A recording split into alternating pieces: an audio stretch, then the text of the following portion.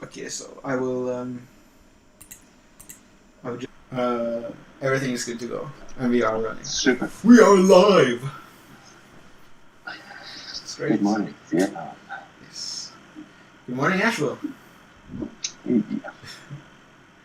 We're so white. We have a podcast and a live stream, and we both have coffee. We did. Yeah. Yeah. Okay, so go ahead while I pour some coffee. Yeah. So, what was our topic material? Ravi Zacharias and Yes. sexual abuse. Simple topics for a simple cup of coffee. By the time this coffee is finished, we'll have solved all the world's problems. So.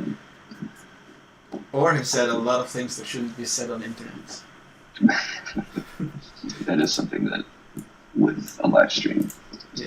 you have to be conscious of. So. It's true.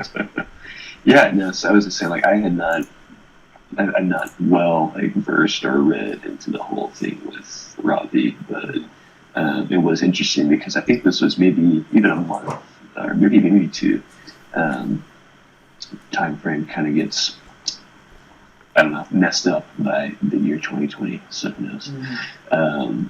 But yeah, I was just talking to a friend of mine, and I think at this point it was sort of just like baseless claims or accusations that I guess he would go to these massage parlors that he owned or had like stock in, and that's kind of where the first allegations came to light. Yeah. Now, if you are more read on that subject, I might defer to you on some things as well. But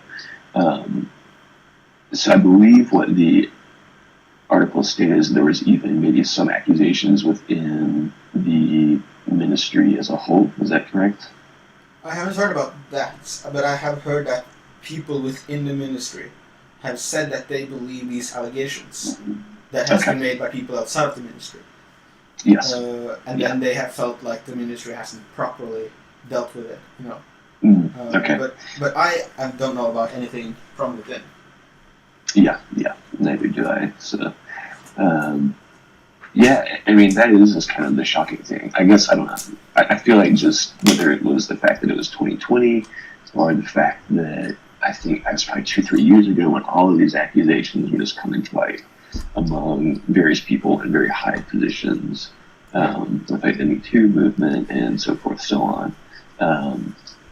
And it was just disturbing, but after a while, I don't know if it was because we got desensitized and it just kind of became less surprising. And so, I don't know, my initial reaction and response is I'm not that surprised, but I am kind of shocked.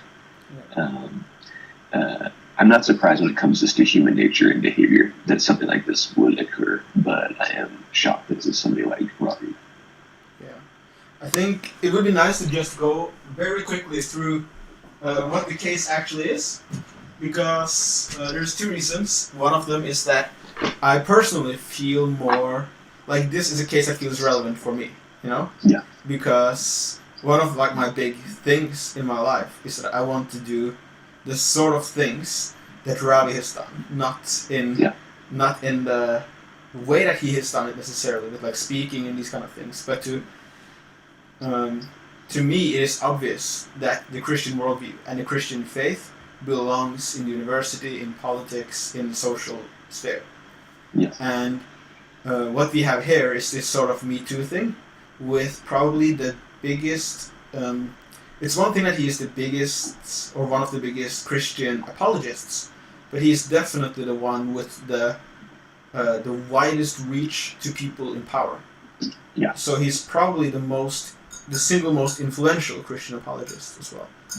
And it's doubly I guess if we were to say that, if we were to kind of cast him as a Billy Graham type, as far as his scope and sphere of influence, as you just kind of alluded to, then I think we wouldn't be too far off in saying that he did kind of carry that role to a lot of people, from advice and wisdom given, as well as just a great explanation of Christian ethics and morals and what we actually believe. And yes, we I think absolutely need more people that fills that Ravi role of having like public discourse and then just conversation, and then just having like really well thought out answers and responses. So I think in a lot of these Me Too cases, and I mean, it's such an obvious thing to support in the grand scheme of things, and then there are always details that you obviously can't believe every woman in every matter, because matters are different, and you can't. The very basis of the legal system is that you don't judge until the proofs are blah blah blah blah blah. Yeah. But it's at the same time there's I don't know. You have. I guess I would just say this is one of those cases where it was at first very easy to sort of dismiss it. At least it was for me, because it only the sort of story of sexual allegations with Ravi Zacharias started maybe a couple of years ago, and it was initially only one couple where it was said that the wife had. It was basically a couple that had a similar legal dispute with another minister, another church as well, and it really seemed to me, and it was presented as if they were trying to extort Ravi, basically. And there are a few things that to me were a bit off, like for instance that Ravi was presented as not understanding or being too naive, but he's obviously very intelligent, and he's very he's not a stupid man either, you know. So, but I have this thing that if a lot of cases it's word against word, you know. But I'm reminded of the professor in The Lion, the Witch, and the Wardrobe, and he says that we don't always have all the answers. We don't know if Lucy is right and there is a fairyland behind the closet, or if Edmund is right and it's all just a joke, you know. But out of the two of them, you have a much better track record of trusting Lucy than of trusting Edmund, for instance.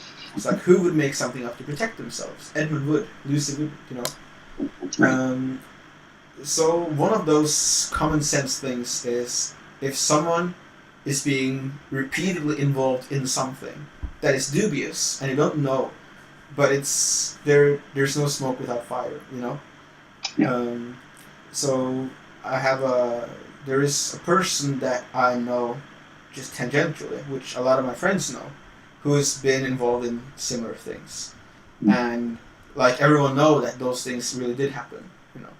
But I was talking to another mutual friend of me and the person who had done things that he shouldn't have done, and he basically said that I don't go too deeply into this, but when I hear the same things being told from this person and that person, that person, that person, that person, all of these stories have one thing in common, and it's this one person that appears to have done something right, and it's more than enough for him to who do you trust, Lucy or Edmund, you know.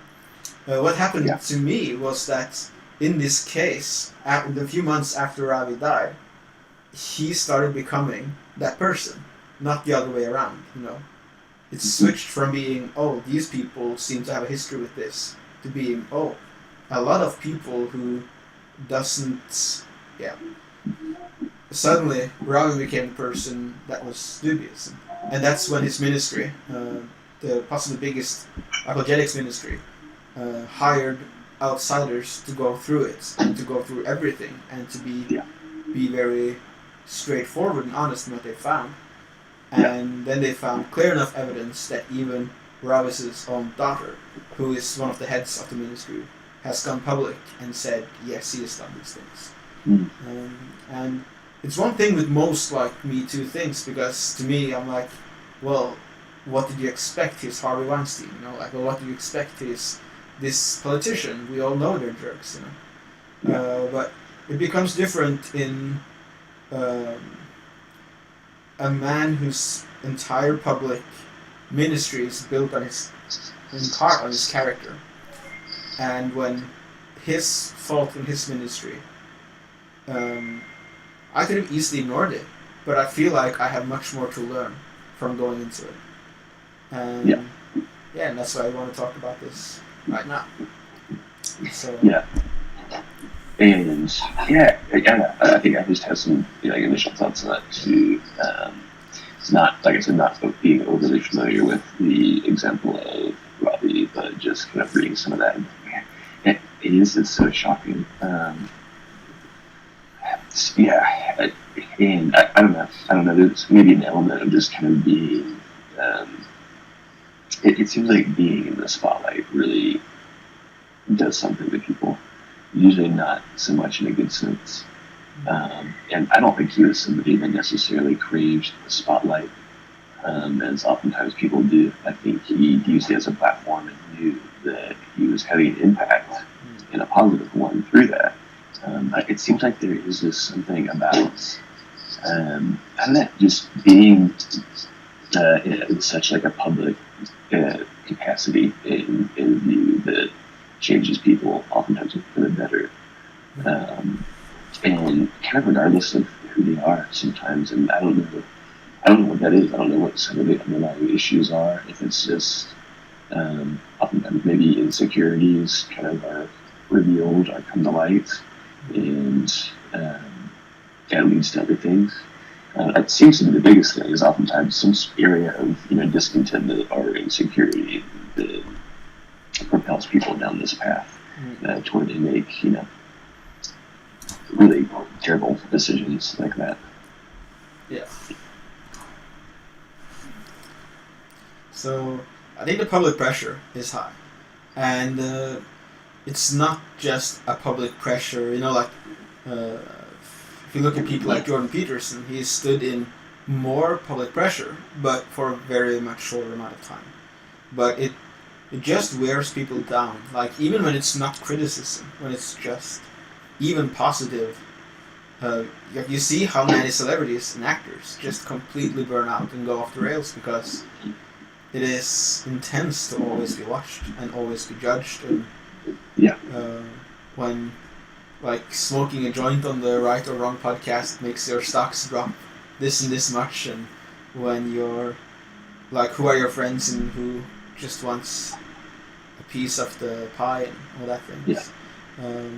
But I think, to Ravi's credit, he has been open about having struggles with sexual thoughts in his thoughts and his speakings, and I have thought that he has put it out there in a good way in the past, and sort of like not normalized, but the issue of especially sexual sin when it comes to preachers and public speakers and Christians is it is of course not in the least bit acceptable, but many people seem to pretend outwardly like it's not a problem, and then are being eaten away inwardly.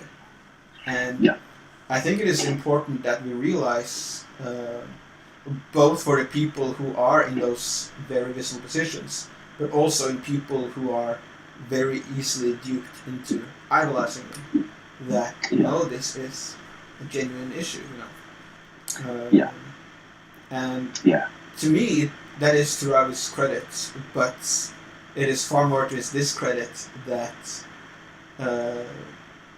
this amount of cases that are repeatedly, happening, and not just like, I once made out with a woman I wasn't married to, I once was traveling for 3 months away from my family and blah blah blah blah blah. But it's like this systematically seems to happen.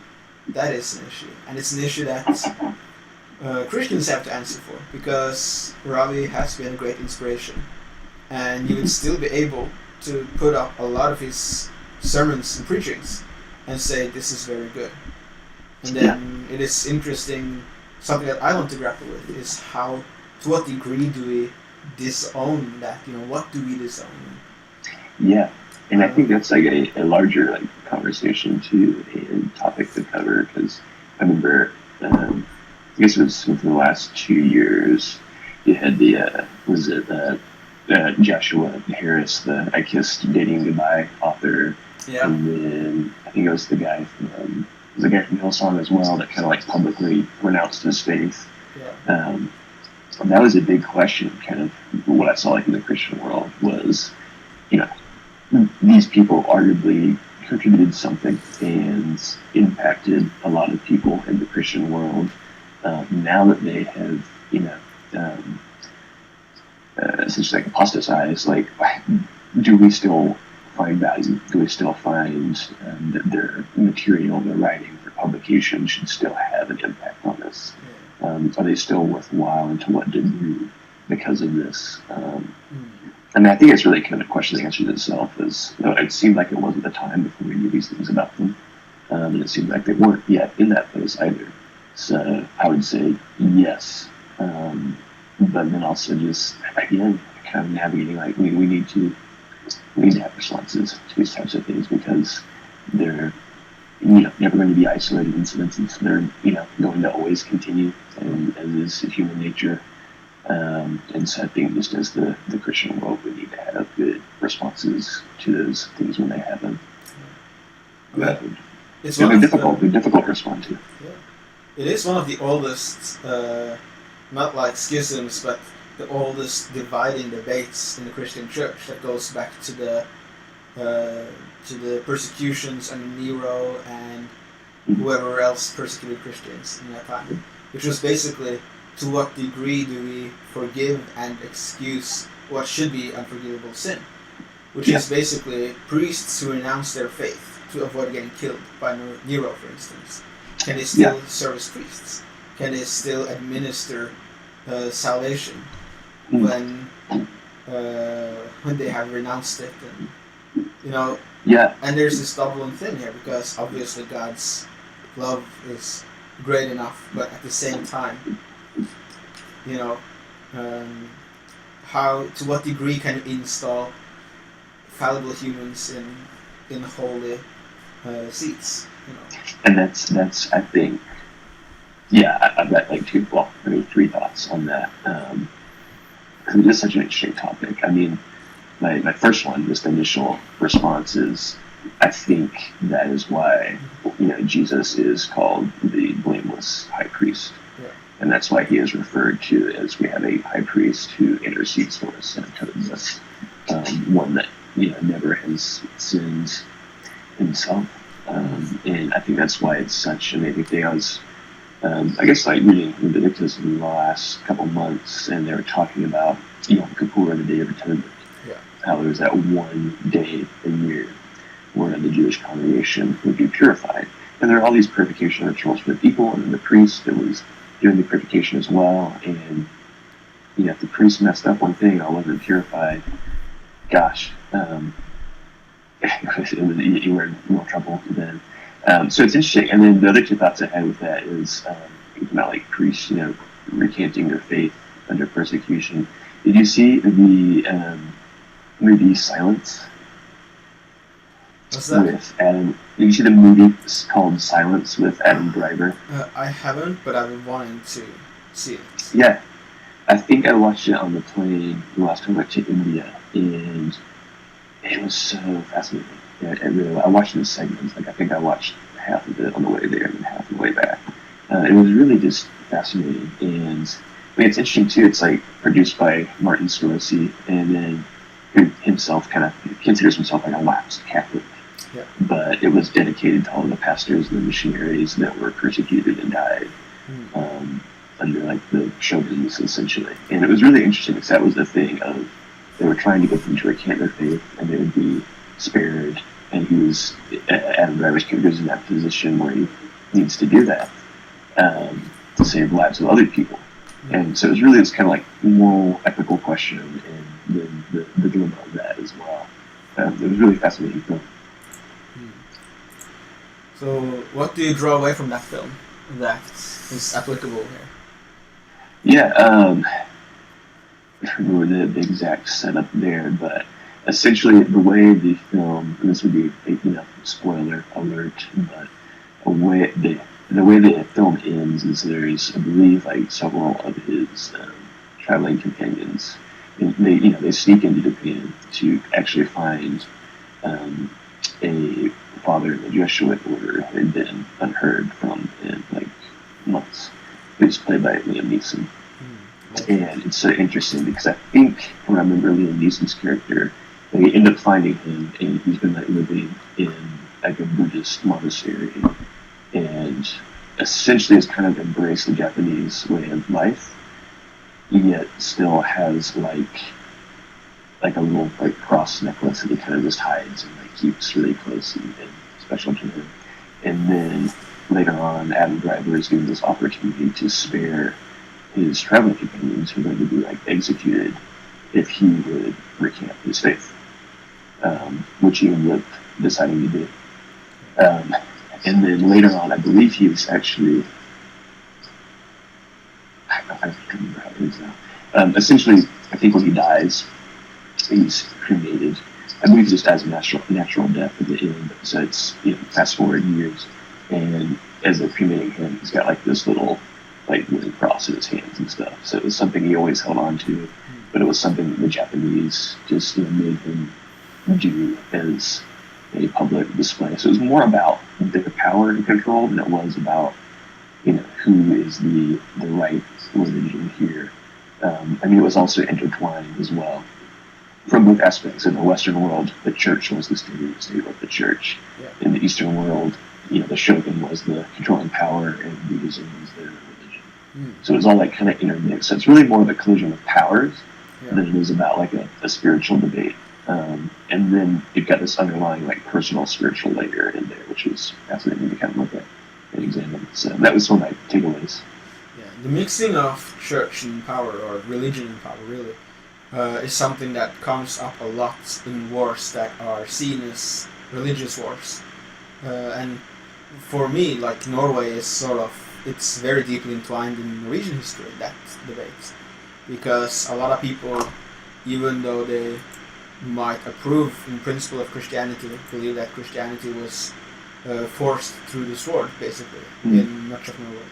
And it's at best a partial truth, in my opinion.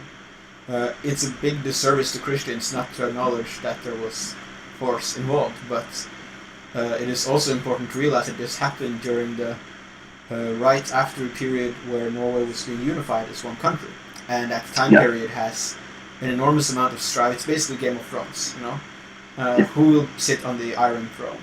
And Norway is, at that time specifically, a very difficult country to rule from a single throne, because it's the power bases in Norway are far from each other. There's at least three of them. It's the Oslo area, the Bergen area, and Trondheim. And in that time, you would basically need three standing armies or three navies just to control that area. And then there's the inlands, and there are always the Swedes have a natural advantage to attack from the east, and it's basically, it is a serious Game of Thrones thing, Yeah. And in that game, so the guy, I think it's called Olaf the Holy or something. He was the guy who went around and forced people to be Christians.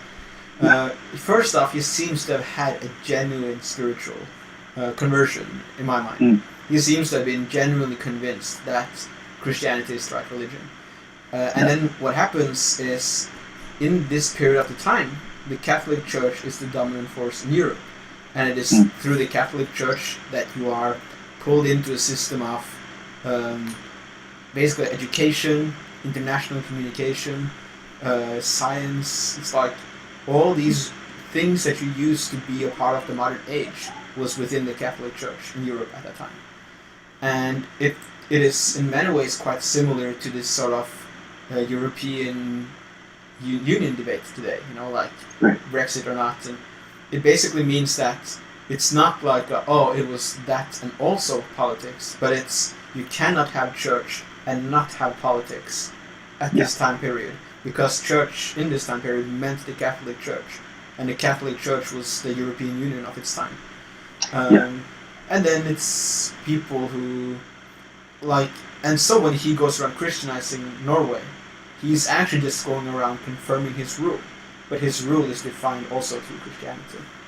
Yeah, it sounds very similar and not unlike Christianity becoming the state religion in the 300s with Constantine. Which it sounds like much like Olaf. He actually had a genuine spiritual encounter, and it was out of that he decided to essentially Christianize Rome. Again, under kind of threat and persuasion of the sword. So and right or wrong, that's really what did propel the church after hundreds of years of persecution. And I think then we see a lot of problems created further down the road when it comes with the question of, church and states and different controlling institutions and powers. And then we see, during the Enlightenment as well, just a pushback against those powers that be. And then we see a secularization of Europe as a result as well. Last time we talked, I mentioned that the secular movement of the last few centuries is really just an outgrowth, it seems to me, from Protestantism. Yeah, and that the Protestants started the whole secularization thing. Does that make sense to you, or do you agree or disagree, or? I think that I would agree with that. I think it makes sense from what I can gather. Just when I see a distaste for religious institution that's so intertwined and inextricably linked to the state and the governing powers, which was the Holy Roman Empire, for many years. And it's really fascinating. I mean, you even had the Anabaptists as well, which are kind of coming out of that movement, and that's a really fascinating denomination. I don't write that much enough to expound on it, but what little I have read, seems like some really interesting movements here. I believe they kind of came out of Switzerland in that area, and I can't remember. They may have been contemporaries of the Moravians as well in Czechia, in that area, and how they kind of created a revival there. And that was really fascinating to kind of read this very topically about. But I think the secularization of Europe as a whole, I think must have been spurred and kind of fueled by that Protestantism, where it was essentially just a kind of pulling down of the Catholic monopoly on church and state, which I think was just bound to happen. But we obviously see many great denominations come out of that, but then we also see part of that ramification of it being just the complete distaste to institutional religion, and people kind of now call themselves spiritual, but not religious people, which I always kind of just laugh when I hear that term. I get it, but I'm really? It's I don't know. It's an easy, non-committing thing. And we love not committing. Yeah, I think what I've always kind of understood, that could be off base, but what I've always understood by people, what their meaning with that is, well, I'm open to spiritual things and the idea of God, but probably yours. And I think it's very individualistic, and I think that's just kind of the way of the world at the moment, especially in the West, is especially in the American setting too, is that rugged individualism, which has led to a lot of creative things and good things, but also a lot of things like we're seeing now, just I don't know, lukewarm Christians, and then just secularization as well. Yes.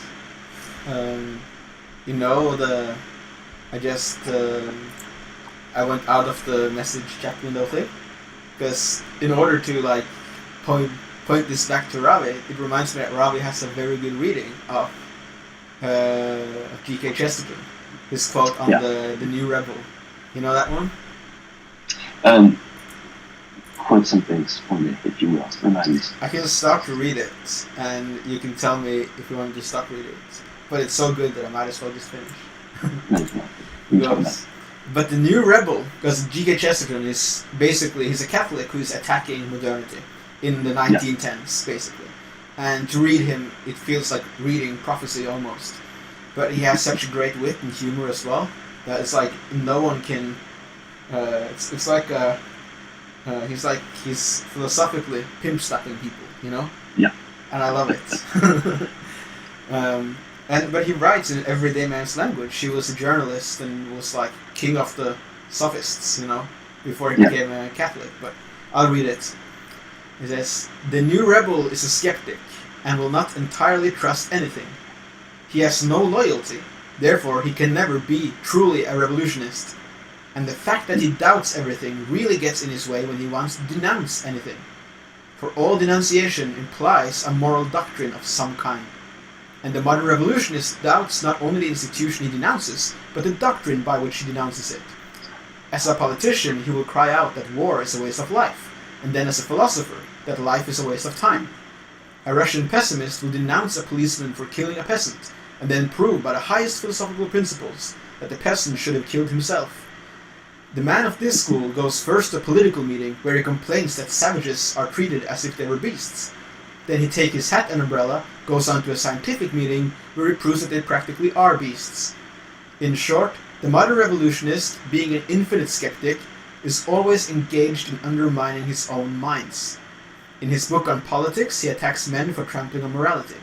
In his book on ethics, he attacks morality for trampling on men. Therefore, the modern man in revolt has become practically useless for all purposes of revolt. By rebelling against everything, he has lost his right to rebel against anything." And that is like peak secularism, you know? Yeah. That is I'm not religious, I'm spiritual, basically. Yeah. Yeah, G.K. Chesterton is not somebody I've read lots of, but the little I have, I'm like, man, there's the kind of poignant way he describes things. Yeah. And like you said, just that everyday terms that people can understand. I think it's so helpful, which, again, kind of going back to Ravi, he did that so well. But yeah, I've read, excerpts of like Orthodoxy, and that's just so good. Essentially, he's kind of talking about the post-Christian environment at that time that kind of just seemed amplified as a great. And it's just fascinating to get in there and dissect and kind of hear his take and expounding on it. It's so interesting to read him because it's like the point he's making are so universally true, but he is so clearly speaking within his time. Yeah. So it's a bit like reading, I don't know, it's like reading history and philosophy at the same time. Yeah. And it's refreshing. Yeah, which I think to have both of those together just sort of amplifies them each. Yeah. It is the same reason that I love a lot of C.S. Lewis's essays, because he writes very clearly as a man in the 1940s and 1950s. Yeah. But it's sometimes the point that he makes becomes so much better when you understand that they are made in the 1940s and the 1950s. Yes, and like you said, universal truths there that we can very much identify with, but written in, the threat of war looming and hovering over London and England at that time, which is, I think, by and large, what I've read is what people attribute to him being so widely successful. As it was a time where, Britain was kind of beginning down that road of post-Christian and post-church culture and society, and most people really had no interest in religion, but they always had an interest for something to cling to and to find meaning and purpose and answers in. And he was somebody that did that so well when they needed it most, when there was confusion and uncertainty, which I think is why, kind of the early days of the global pandemic of which we're in, he became, again, so relevant that people were sharing so many of his quotes and his works because it became even more applicable to the age in which we're living. True. I was reminded of during Christmas, he has this essay called On Living in the Atomic Age. And it's basically he is answering the question, what should we do knowing that the nuclear war can start at any moment and kill all of humanity? Yeah. To which he says, well, actually, if you think about it, we are only now, what actually happened is that we fell asleep in the 1900s to 1920s and thought that the world was optimistical and perfect and machines would change everything. But in reality, we are waking up from a short dream into a reality that all of humanity has always lived in. Barbarians could land at your shores and cut your throat and plunder your churches at any point in British history, and during entire centuries, the plague would visit London nearly every year, and the fire, like London is burned partially to the ground several times. And he says, like, well, the only thing that the atomic bomb does is reawaken us to the reality that death is inevitable. And as such, we need to, the real question is not how to live with the bomb. The real question is how to live in a completely normal Earth, you know. And I just felt like it is so applicable to the coronavirus in so many ways. He has this quote, sure, the bomb can destroy our bodies, even a microbe can do that, but it need not dominate our minds. If it so finds us, let it find us doing normal things, playing dart, reading, praying, being good humans. Yeah. And to me that's the same thing with the virus as well. It's, well, our calling as humans and our moral demands hasn't changed just because we can't go outside or just because we can't go on vacation to Turkey. Yeah. So we're still living the human condition, still like human beings under God. And there you have it. Yeah. There's a great article, I think, kind of early days that I saw too, kind of related, but it was by N.T. Wright, and it was actually featured in Time. And it was essentially like, I should remember the exact title, but essentially it's Christianity does not offer an answer to the coronavirus. It's not intended to. And his, I guess, thing was saying, it was, a lot of people kind of took it the wrong way. A lot of Christians, I think, kind of got upset, like, oh, of course there's an answer. And yes, there is. But I think the answer they're looking for isn't the one that's was offered by Scripture and Christianity as a whole. And I think that was the gist of the article, saying that, hey, this is just another blip on the radar in the grand scheme of cataclysmic, apocalyptic type events. And the church really doesn't need to change in the face of that. We just need to continue doing what we've always done. And I think that was kind of the gist and heart of that, which I found refreshing. I mean, the mother of a good friend of mine got cancer about a year ago, and is doing very well now, thankfully. Another friend of mine, about this time last year, died from cancer, basically, after having struggled with it for years. He was 28 when he died. And like, he is very clearly missed because he is one of two people who were incredible at creating a large youth community, basically, in our church and all that thing. He was like one of those drivers of seeing everyone, and they always had an open home. And he was a very blunt, almost rude person, but he is always had time, always open, very pure of heart, even so, you know. And another friend of mine, who had a lot of mental issues, actually, kind of, I wouldn't say finally, but he committed suicide, which I assumed that he would do at some point in his life because he had such enormous issues, basically. And then my question is, why would you need, like, why should the Bible's answer or Christianity's answer to the coronavirus be anything different than the answer to cancer, the answer to suicide? You know, it's the answer is not a solution. The answer is the truth, and the truth is that such is the world we live in, and only God can save us from it. Yes, basically. And truth isn't always what we want to hear. It doesn't always meet all of our needs, but it is refreshing. It is true for truth's sake. And I mean, yes, how do you navigate all those questions? Or those things really difficult. I think largely it's based on how Christians navigated that throughout history.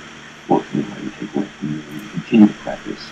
And there's, I have not been able to find a clip of this interview, but it was so good because it was just a one-liner. And it was, have you ever listened to anything from Brene Brown? Nah. she's really popular in the States. Haven't heard of her. I think she's a Episcopal. She's a Christian believer in Jesus, and she is actually a researcher, and I believe she's I might be mistaken, but I believe its background is counseling and some degree of psychology, which she has, but she is a shame researcher. So she studies kind of the impacts and effects of shame in humans and kind of the toll it takes on. So she's written a lot of books. She has, I think, a couple like specials on Netflix where she talks about like human dialogue and communication, like relationally. She's got this great video on empathy that we actually share kind of when it comes to like relationships and teaching it why. And it's really powerful. Yeah, well, and she was on Oprah, of all places, and she was talking to Oprah, and she said this one thing. I do not remember the rest of the context, but she said, "And truth is refreshing." I was like, man, wow, that's, I don't know, it's just a very powerful statement. What's it again? In truth? Truth is refreshing. It was in response to something else. What's funny is Oprah's kind of person that's always quoted is like, "Live your truth." So I don't remember like in what context it was, but Brene Brown essentially was just talking about, and maybe it alluded to some degree of like kind of the post-truth culture that we're living in, but it's essentially made this comment that truth is refreshing, like, because it's just universally true. It is truth. It's something that we can rely and depend on, even if it's not exactly what we want to hear. And that's just kind of always stuck with me, and so that's what I always think of when like people dispute truth claims. It's, you know when something is true.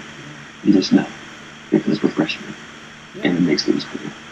I think I haven't looked anything into it, but Jordan Peterson has talked about how much, like, if your mind is more or less in the right place, it is really valuable to trust your instincts, because your instinct is basically like, I was watching this small rabbit trail, and then I will shoot the rabbit. I saw this video about this was like a little bit of like a snarky, like, I'm a guy, women are stupid, that kind of video, but it was quite fun, so I watched it. It's this, the Survivor concept.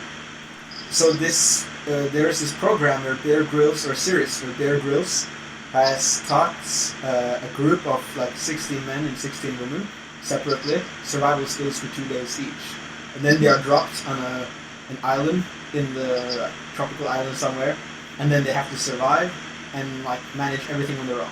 They get 2 canisters of water, and they get like enough to survive for like 4 or 5 days, but they have to last 6 weeks, And the whole video was basically like, look at, because all the women were like, oh, we're gonna beat the men, and they just like completely collapse, and they make so many bad decisions, and in like 3 days or something, the doctor in the group of the woman is like, she ends up in like getting a heat stroke that is super bad, and she has to be like taken off the island, resuscitated.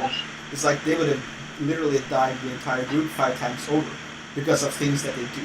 Like a water canister gets infected on one of the 2 that they have, and then they throw it away instead of like washing it, boiling it, washing it, and boiling it again. So they just keep, and then they can't get enough fresh water. So it's like there is this medic that like calls them, and they're filming the medic, and he's like, his face is like, you're so stupid, But he's saying, like, so, okay, what you need to do, my suggestion, if you are to survive, is to go and grab the canister that you have discarded and rinse it and use it. But anyways, how did I get into that one? Jordan Peterson. Yes.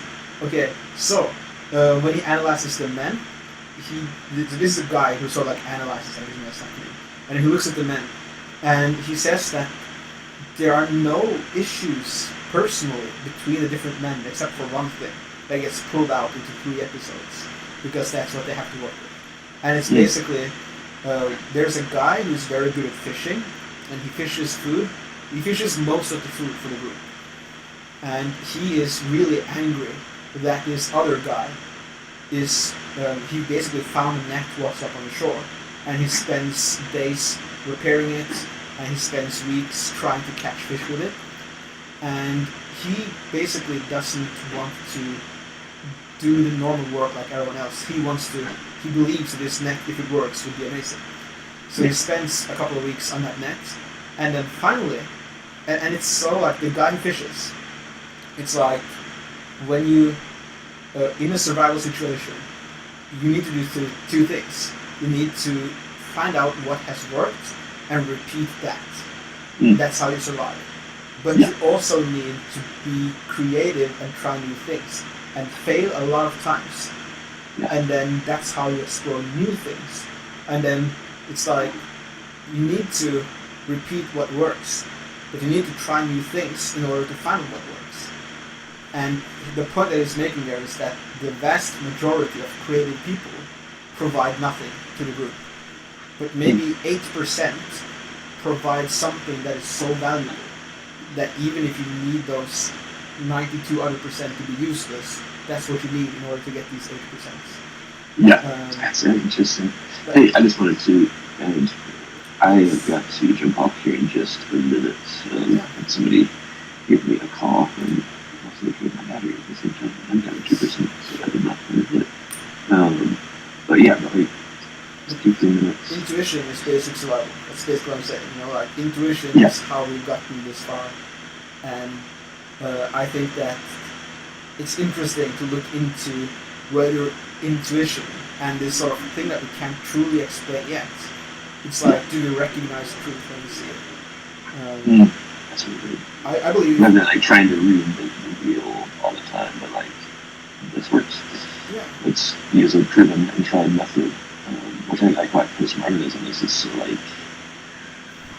self-defeating, because it's constantly trying to like reinvent stuff. And it's like, no, we have answers. And then one of my friends I'll talk to, I think he's referenced Orthodoxy by D.H. Asheville as well. He's like, most of the questions being asked by like post-church, postmodern philosophers and people, whether it's the common on the street or whether it's Richard Dawkins, there are questions that have been answered, maybe not in regards to science, but philosophical and questions of church and religion. These have been answered like hundreds of years ago. And people are now just like resurfacing these questions to try to get like a rise out of Christians and try to like, poke holes and things. Like, there's not even answers to this. We need to be educated, and we need to have a good defense. We need to look for like Ravi Zacharias that can expound on that and give your tools that you will be equipped to go and find those answers and articulate from that. Yes.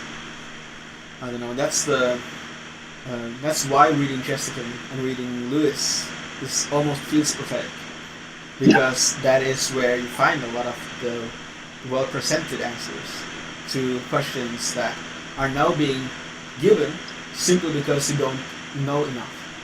Yeah. It's like if Richard Dawkins actually knew what Christian thinking was, he wouldn't say the things that he's saying. And even Stephen Hawking was guilty of this, when he mislabels and misdefines existence and the universe and the basic Christian arguments. Yeah, I think that's the thing, is both of them have a pretty good depth of knowledge when it comes to what the Bible says, but only to insulate and reinforce their points, not actually the arguments themselves that Christians in the Bible have been making. But they know those verses that are controversial. You know those verses that said God commanded cities and populations to be wiped out, and so that's what they use, but they're not actually reading it in context and within the story and scheme of things, which is where I think they err most. Hey, I gotta run, but I've enjoyed doing this. I might have some time in the next hour or so if we just want to chat some more as well, if you're still free. I'm here for another hour, but I will probably be chilling and read, but like give me a message if you want to talk. Okay. And then sounds good. Yeah. Sweet. But thanks, man. Always enjoy this, and we'll have to continue keeping it going. So. Keep it real. Oh, that's the west side. What's the east side? East side, brother. East side. Just let it die. Shadow puppetry. Alright. See you later. See ya. Blessings. That was fun, eh? A good old talk with the old chap.